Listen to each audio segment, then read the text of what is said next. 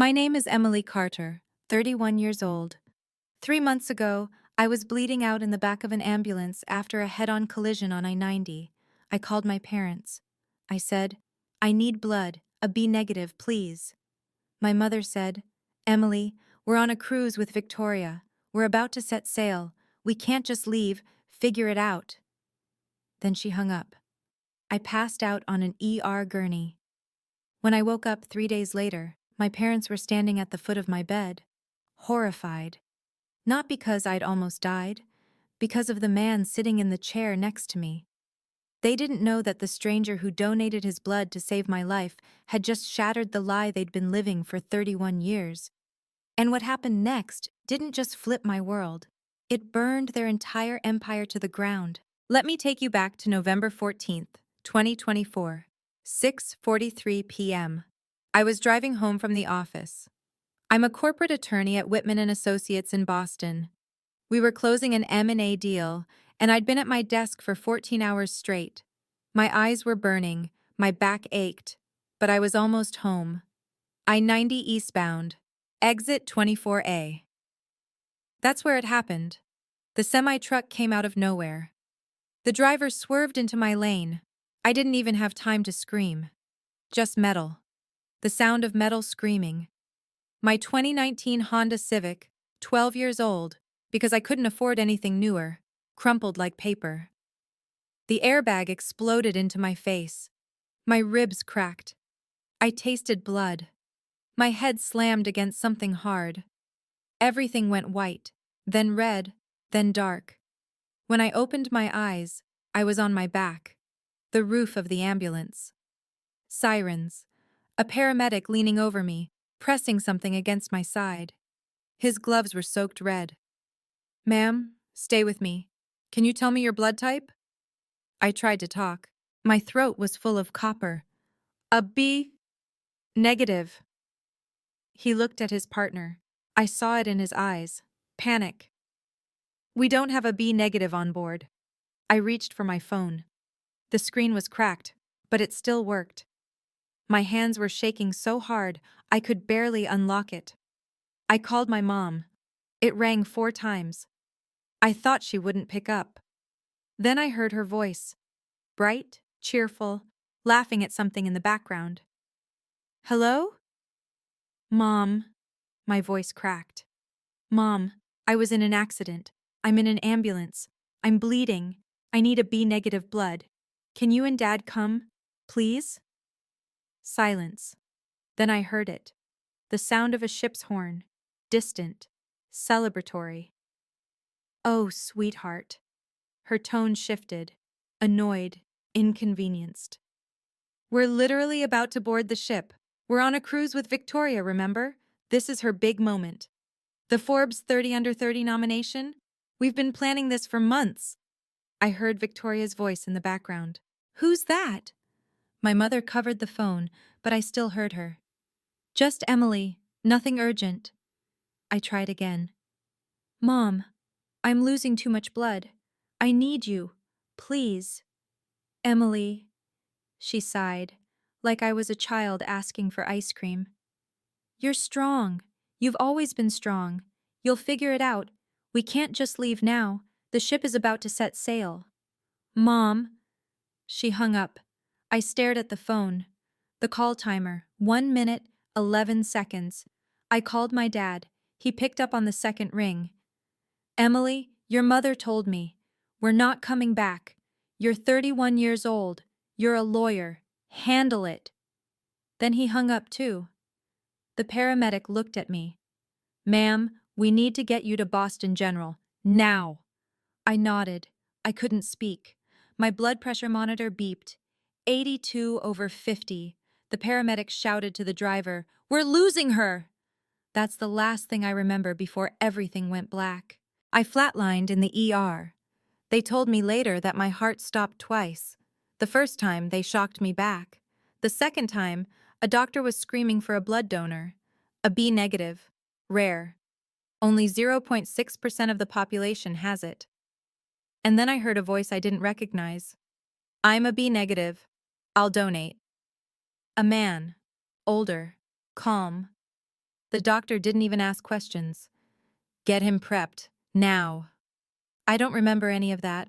I was gone. Somewhere between alive and not. But he saved me. A stranger. While my parents were on a $22,000 Caribbean cruise celebrating my sister's nomination for an award she didn't even win. I need you to understand something. This wasn't the first time. My parents choosing Victoria over me?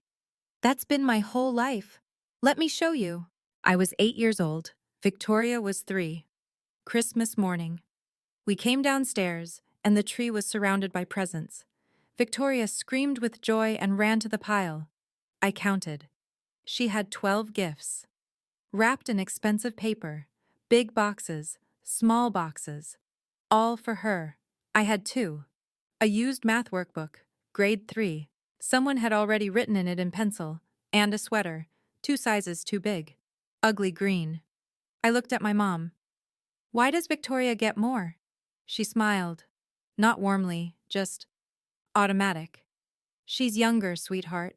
She needs more attention. Victoria tore open a box. A Barbie dream house. $320. I know because I saw the receipt later, crumpled in the trash. I opened my workbook. Someone had written their name on the inside cover, Jacob. My dad was watching TV. He didn't even look at me, but I heard him say something to my mom, quiet, like he thought I couldn't hear. She looks more like him every year. I didn't know who him was, but I felt it, the disgust in his voice. Fast forward 10 years. I was 18. Senior year of high school. I got into Yale. Full tuition scholarship. I just needed $18,000 a year for living expenses. I showed my parents the acceptance letter. I was so proud. Yale. I'd worked so hard. My dad barely looked at it. We can't afford it, Emily. You'll have to take out loans. I stared at him. But the scholarship covers tuition. I just need help with. We said no.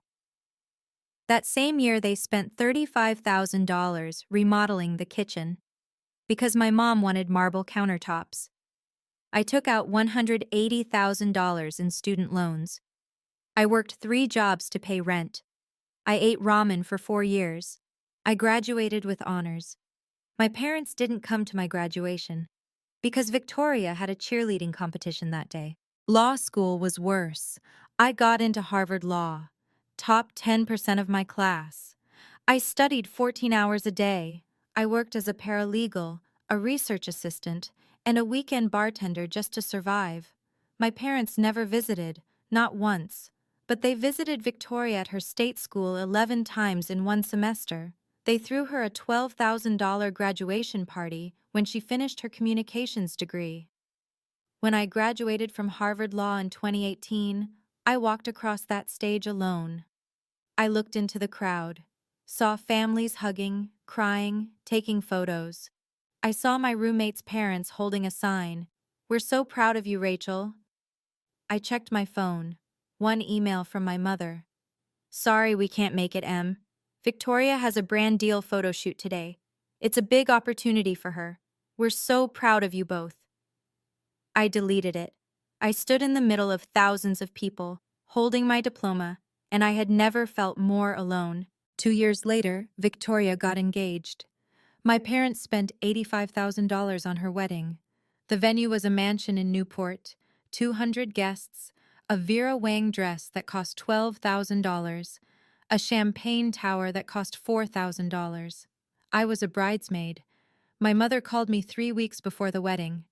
"Emily, you'll need to buy your own dress. You have a lawyer's salary now. You can cover it, right?" The bridesmaid dress cost $800. I wore it. I smiled in the photos, I gave a toast, and I watched my father dance with Victoria.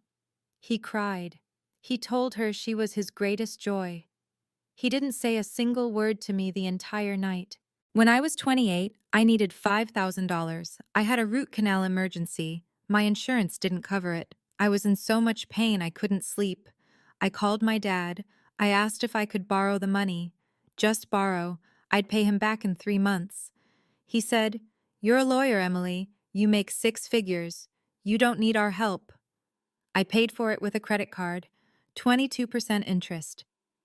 That same month, my parents gave Victoria $60,000 to buy a Tesla. My 30th birthday. I waited all day for a call, a text, anything, nothing. At 9 p.m., I checked Instagram. Victoria had posted a photo. Brunch with the fam, my parents, Victoria, her husband, their 2 kids, no me. The caption didn't even mention it was my birthday. I sat in my apartment. I'd bought myself a cupcake from the grocery store. One candle. I lit it. I made a wish. I wish I knew why they hate me. I blew it out. Nobody called. And then came the cruise, October 2024. Victoria got nominated for Forbes 30 Under 30. She didn't win, but she got nominated. My parents booked a 10-day Caribbean cruise, Royal Caribbean, $22,000 for the 3 of them. They didn't invite me. Victoria called me the day before they left. Mom and Dad are taking me on a cruise. Just us 3, to celebrate. You're too busy with work anyway, right? I said, right. I hung up. I looked at my calendar. I had 72 billable hours that week. I was exhausted. I was alone, and they were on a ship, drinking cocktails, celebrating the golden child. So when I called them from that ambulance, bleeding out on I-90, and my mother said, "We're about to set sail, figure it out." It wasn't a shock. It was just the pattern, the same pattern that had been crushing me for 31 years. I'd just never had proof that it could kill me. Until that night. November 17th, 2024. 11:22 a.m. I opened my eyes. White ceiling, fluorescent lights, the steady beep of a heart monitor. I was alive. My ribs screamed when I tried to move. My head felt like it had been split open. My mouth was dry. There were tubes in my arm, and there was a man sitting in the chair next to my bed. I'd never seen him before. He was older, late 50s, maybe early 60s. Silver hair, blue eyes. He looked tired, like he hadn't slept in days. When he saw me wake up, he sat forward. His face broke into this. I don't even know how to describe it. Relief. Pure relief. "You're awake," his voice cracked. Thank God. I tried to talk. My throat was raw. "Who are you?" He smiled, soft, warm. "My name is Nathan. Nathan Brooks. I donated blood for you." I stared at him. "You saved me?" "Yeah," he nodded. "I did." I looked at the IV in my arm, the bag hanging above me. "How much did you give?" 4 units. 4 units, that's a lot. That's almost half the blood in a human body. "Why?" I whispered. He hesitated, like he wanted to say something but couldn't. "I heard your name over the hospital intercom, Emily Carter, and I had to come." That didn't make sense. "You know me?" "It's complicated." A nurse walked in. She looked at Nathan, then at me, then back at Nathan. "Wow," she said. "You two could be related. You have the same eyes." I looked at Nathan's eyes. Blue. Not just blue, the exact same shade as mine. My heart monitor beeped faster. Nathan looked away. He stayed. For 3 days, while I was unconscious, he sat in that chair. The nurses told me later. He didn't leave. He brought a notebook. He talked to me. Even though I couldn't hear him. He told me about his life, about being an ER doctor, about the first time he saved someone's life, about how he wished he'd had kids. He wrote notes. Day 1, pulse weak. Day 2, stable. Day 3, she moved her hand. When I asked him why he stayed, he just said, "I couldn't leave you alone." I didn't understand. I'd been alone my whole life.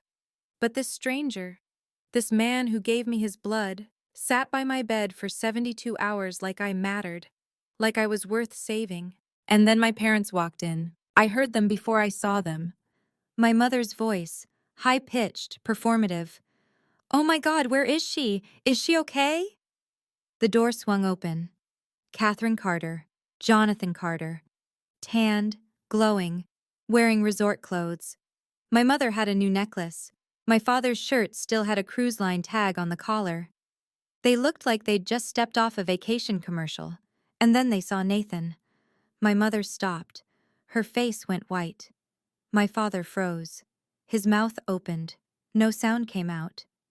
Nathan stood up, slowly. He looked at them. His expression was unreadable, and then he said very quietly, "Hello, Catherine. Jonathan. It's been a long time." My mother took a step back, like she'd seen a ghost. My father's hands clenched into fists. I looked between them. "Wait, you three know each other?" Nobody answered. The silence lasted 8 seconds. I counted. Finally, my mother spoke. Her voice was shaking.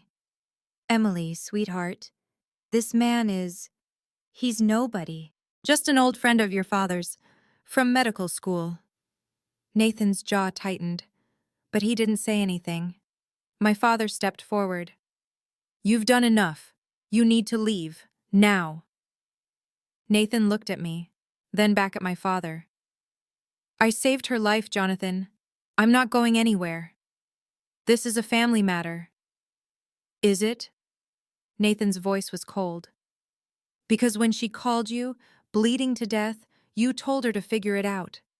My mother flinched. I stared at Nathan. "How do you know that?" He didn't answer. My father's face turned red. "Get out." Nathan took a breath. He looked at me one more time. Then he reached into his pocket and pulled out a business card.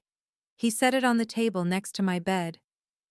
"When you're ready to know the truth," he said quietly, "call me." And then he walked out. I picked up the card. Dr. Nathan Brooks, MD, retired. On the back, in handwriting, it said, "The truth is yours, when you're ready." I looked at my parents. What the hell was that? My mother sat down. She reached for my hand. I pulled it away. "Sweetheart, Nathan is he's a little obsessed with our family. He and your father went to Harvard Medical School together. He's always been strange." I looked at my father. He wouldn't meet my eyes. "You're lying," I said. "Emily, you're lying. I can see it." My mother's smile faltered. The door opened again. Victoria walked in.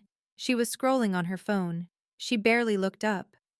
"God, Em, you almost died and you're still causing drama. Typical." She took a selfie, angled it so I was blurred in the background, posted it to Instagram. Caption: "Family emergency hashtag pray for sis." I looked at all three of them, and I said very calmly, "Get out, all of you." My mother blinked. "What?" "Get out." They left. And I was alone again, but this time I had the card. I stared at that business card for an hour. "The truth is yours." What truth? I Googled Nathan Brooks, Harvard Medical School, class of 1990. Retired ER physician. Worked at Boston General for 30 years. I scrolled through images. And then I saw it. A photo from 1992. A reunion event. Nathan and my father, both in scrubs, standing next to each other, smiling. They weren't just acquaintances. They were close. So why did my father look at him like he wanted to kill him? I called my best friend Rachel. She's a family lawyer. "Em, are you okay? I heard about the accident. I need you to run a background check on someone." "Who?" "Nathan Brooks, retired doctor. I need everything. Where he's lived, his work history, everything." Silence. "Emily, what's going on?" "Just do it, please." "Okay, I'll have something by tomorrow." I hung up. I looked in the mirror next to my bed. My face was bruised. My hair was matted with dried blood. But my eyes, blue, the same blue as Nathan's. The next morning I got an email. From the hospital lab.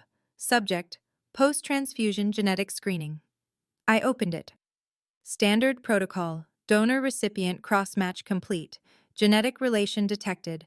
Please contact lab for detailed information. I read it 3 times. Genetic relation detected. My hands were shaking. I called the lab. This is Emily Carter. I received an email about genetic screening? Yes, Ms. Carter.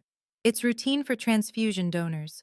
We test for compatibility and potential familial markers. What does genetic relation detected mean? The lab tech paused. It means you share DNA with your donor. How much DNA? I'd need to send you the full report, but based on the markers, it's significant. First-degree relative level. I hung up. First-degree relative, parent, sibling, child. Nathan Brooks wasn't just some stranger. He was family. I was discharged from the hospital 3 days later. My parents didn't come pick me up. Rachel did. I went home. My apartment felt cold, empty. I sat on my couch and I called Nathan. He picked up on the first ring. Emily? I got a report from the hospital. It says we're genetically related. Silence. Nathan? Who are you? He took a breath. Can we meet? In person? No. Tell me now. Another pause. Then, I'm your father. The world tilted. What? Your biological father. I dated your mother in the spring of 1992, before she married Jonathan. She was pregnant when she walked down the aisle. Jonathan knew. I couldn't breathe. They made a deal, Nathan continued. Catherine would keep the baby. Jonathan would raise you as his own, and I would stay away, completely. Why? Because Jonathan wanted her, and she wanted his life, his family money, his status. I was just a med student, I had nothing. So you just left? His voice broke. They paid me $50,000 to sign a contract, to never contact you, to never tell you. I closed my eyes. You took the money. I did. I was 25 years old. I thought it was the right thing. For you. I thought you'd have a better life with them. A better life? I laughed. It came out bitter, broken. They treated me like trash for 31 years. I know. You know? I've been watching you, Emily, from a distance. Every graduation, every award, every time they ignored you. I saw it. I was there, in the back, in the crowd. And I stayed silent because I thought that's what I was supposed to do. I was crying now. I didn't even realize it. I was wrong, Nathan said. I should have fought for you. I should have told you the truth years ago. But when I heard your name on that hospital intercom, when I knew you were dying, I couldn't stay away anymore. I wiped my face. Do you have proof of the deal? I kept everything. The contract, the check, emails from your mother. She begged me to stay away from you, said it would ruin your life if you knew. Send them to me. Emily, send them, now. He did. 5 minutes later, my inbox pinged. I opened the attachments. A contract. Dated September 14th, 1993. Signed by Jonathan Carter and Nathan Brooks. Nathan Brooks agrees to relinquish all parental rights to the child born to Catherine Carter. In exchange, Jonathan Carter agrees to provide a one-time payment of $50,000. Nathan Brooks agrees to zero contact with the child indefinitely. A scanned check. $50,000. Deposited October 1993. And an email. From my mother, sent in 2006. Nathan, I'm begging you, don't contact Emily. She's happy. She has a family. If you tell her the truth, you'll destroy her. Please, just let her go. I stared at the screen. Happy. I wasn't happy. I'd never been happy. I called my mother. Emily, how are you feeling? I know. Her voice changed. Cold. Careful. Know what? I know Nathan is my father. I know about the deal. I know Jonathan isn't my real dad. Silence. Then, who told you? Does it matter? Emily, listen to me. We did what we thought was best. Best for who? For me? Or for you? It's complicated. No, it's not.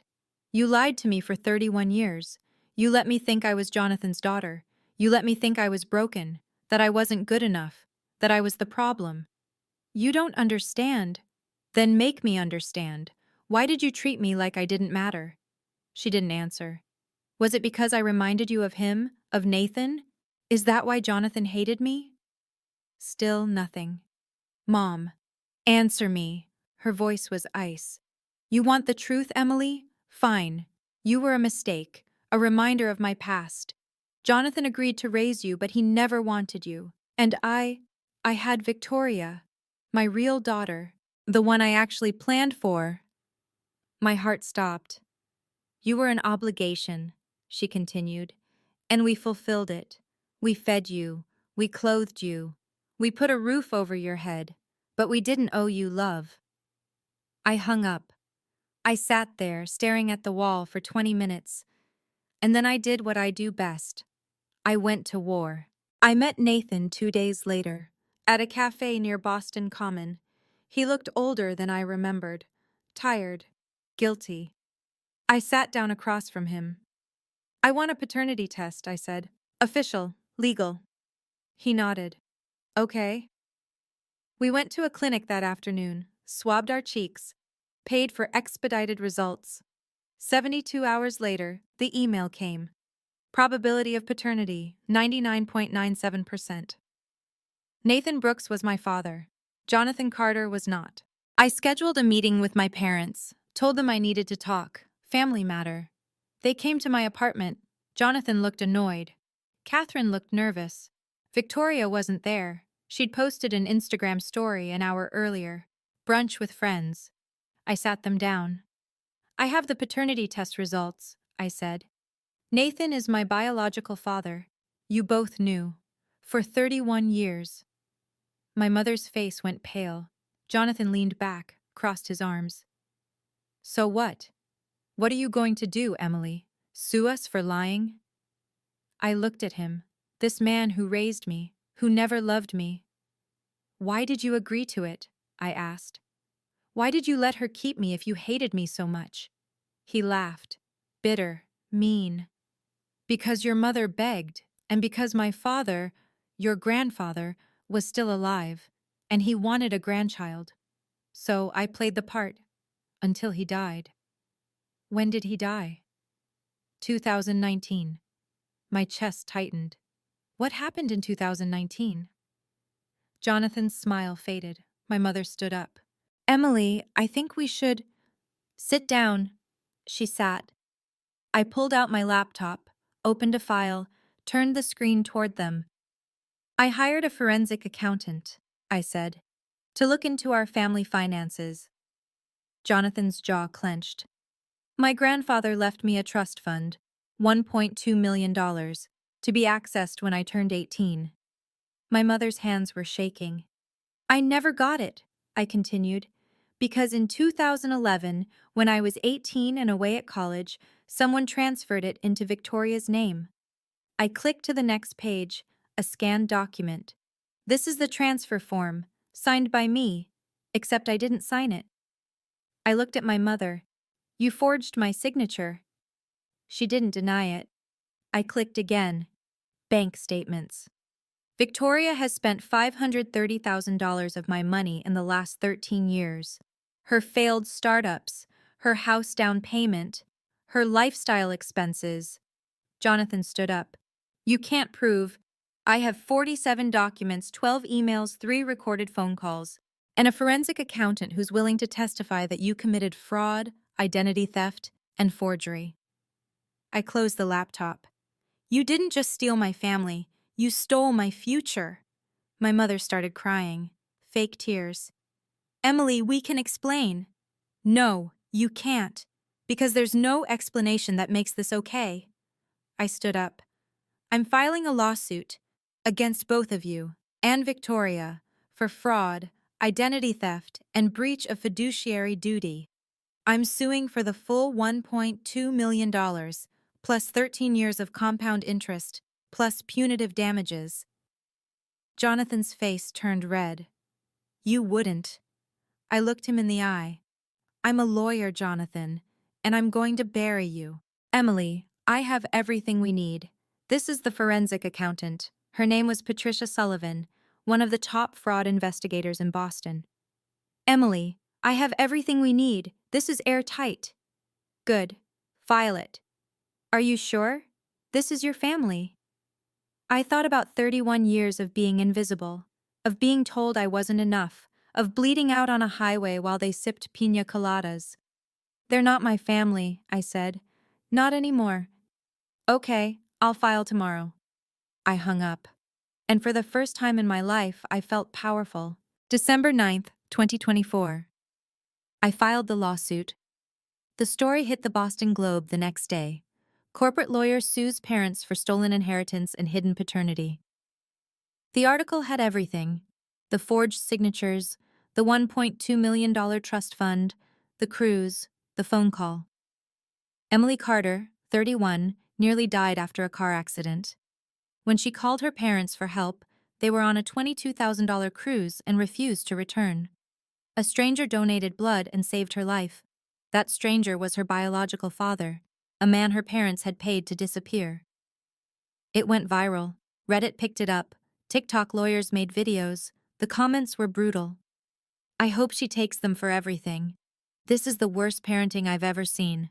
She should cut them off forever. Victoria called me. Emily, what the hell? You're suing us?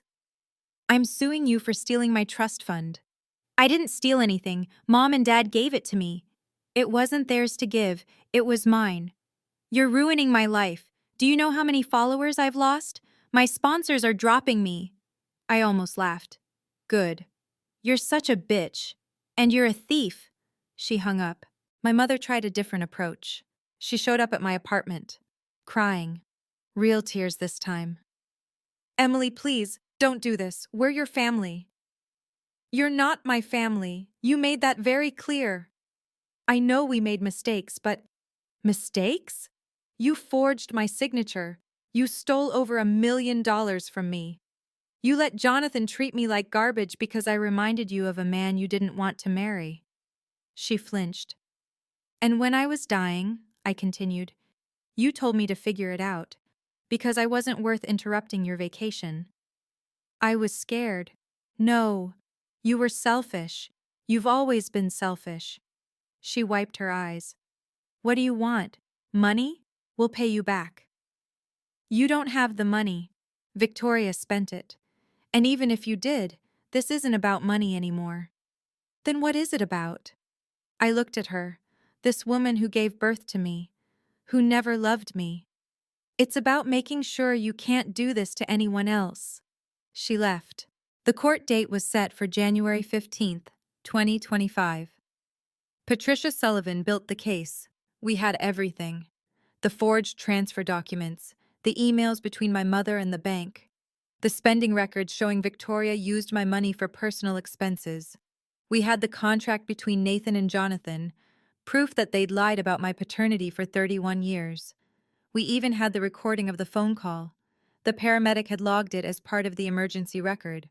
My mother's voice, cold, dismissive. We're on a cruise with Victoria. We're about to set sail. Figure it out. The jury was going to hear that. January 15th, 2025. I walked into that courtroom with Nathan beside me. My parents sat across the aisle. Jonathan in a suit. Catherine in a dress she'd probably bought to look sympathetic. Victoria wasn't there. She'd posted on Instagram that morning. Taking a mental health day, sending love to anyone dealing with family drama. The trial lasted 2 days. Patricia presented the documents, the forged signatures, the emails. The judge's face got darker with every piece of evidence. On the second day, they played the 911 call. The courtroom went silent. You could hear me gasping for breath. The paramedic's voice. Ma'am, stay with me. And then my voice, weak and desperate. Mom, I'm bleeding. I need a B-negative blood. Can you come? Please? And my mother's response. We're on a cruise with Victoria. We can't just leave. Figure it out. Two jurors were crying. The judge looked at my mother. You told your daughter to figure it out while she was bleeding to death? My mother opened her mouth, closed it, said nothing. The verdict came back in 4 hours. Guilty on all counts: fraud, identity theft, forgery, breach of fiduciary duty. The judge ordered my parents to pay me $1.2 million in restitution, plus $340,000 in compound interest, plus $150,000 in punitive damages. Total, $1.69 million. Victoria was ordered to sell her house to repay the money she'd spent. My parents were referred to the federal prosecutor's office for potential criminal charges. Identity theft is a federal crime. And the judge said something I'll never forget. He looked at my parents, and he said, "This is one of the most egregious cases of parental exploitation I have ever seen. You treated your daughter like a burden, you stole from her, you lied to her, and when she was dying, you abandoned her. I hope you understand the magnitude of what you've done." He banged his gavel. Case closed. I walked out of that courtroom with Nathan. The press was waiting. Cameras. Microphones. I didn't stop. I didn't answer questions. I just kept walking. Nathan put his arm around me, and for the first time in my life, I felt protected. The money came through in March 2025. $1.69 million. Victoria had to sell her house. My parents had to liquidate assets. It took 2 months, but they paid. And then the federal investigation started. The U.S. Attorney's Office charged Catherine and Jonathan Carter with identity theft, wire fraud, and conspiracy. They pled guilty, they got probation, no jail time. But they have federal records now, and they lost everything: their reputation, their social circle, their credibility. Victoria's influencer career collapsed. She lost 80% of her followers. Her sponsors dropped her. She moved back in with my parents. I didn't feel bad. I didn't see them again. They tried to reach out. 23 phone calls, 14 emails. I blocked them all. Victoria sent me a DM on Instagram. "I'm sorry, okay? Can we just move on?" I didn't respond. Because some things you don't move on from. Some things you just walk away from. I started meeting Nathan for coffee. Once a week, then twice, then every Sunday. We'd sit at this little cafe near Boston Common. We'd talk about everything, about nothing. He told me stories about my mother, before she married Jonathan, when she was young and hopeful. He told me about the day I was born, how he stood outside the hospital, how he wanted so badly to hold me. He told me he was sorry, every single time we met. And slowly I started to forgive him, not for leaving, but for coming back. One Sunday in June, we were sitting on a bench near the harbor. He handed me an envelope. "What's this?" "Open it." I did. It was a deed to a lake house in Vermont. "I bought it," Nathan said.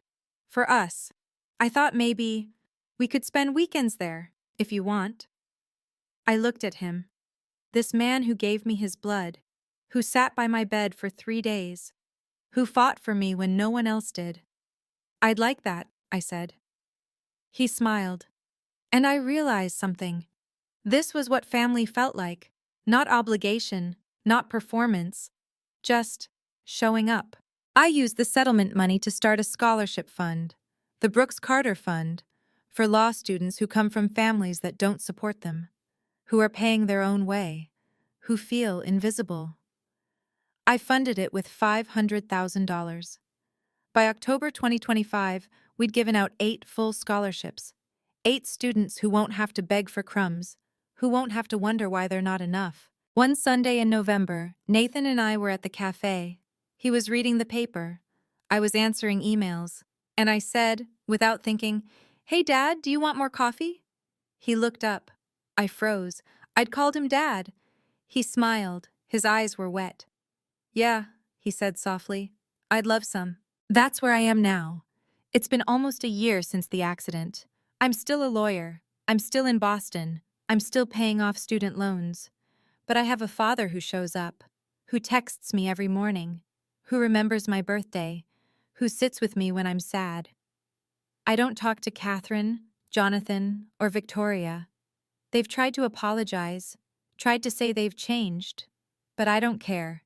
Because I learned something that night on I-90, bleeding out, calling for help that never came. I learned that family isn't about blood. It's about who shows up when you're dying. It's about who sits by your bed for 72 hours. It's about who fights for you when everyone else walks away. Nathan did that.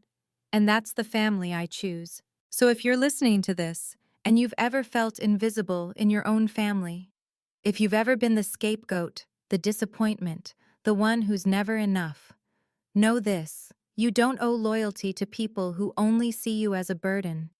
You don't owe love to people who never gave it to you. And blood doesn't make family.